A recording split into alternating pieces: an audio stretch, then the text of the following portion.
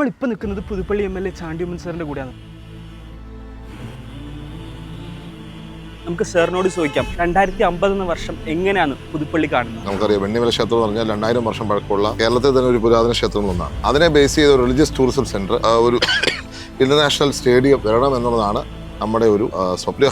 IT ഹബ്ബായി Puthuppally മാറണം. പുതുപ്പള്ളിയിലും Kottayam base ചെയ്ത് IT hub, അതുപോലെ തന്നെ സ്പോർട്സ് ബേസ്ഡ്. ഒപ്പം നമ്മുടെ ഏറ്റവും വലിയ ശക്തി എന്ന് പറഞ്ഞാൽ നമ്മുടെ സോഫ്റ്റ് പവറാണ്. അതിന് യോഗയുണ്ട്, ആയുർവേദമുണ്ട്. ഇത് രണ്ടും നടപ്പിലാക്കുക എളുപ്പമല്ല, പക്ഷെ ശ്രമിക്കാം എന്നുള്ളതാണ്.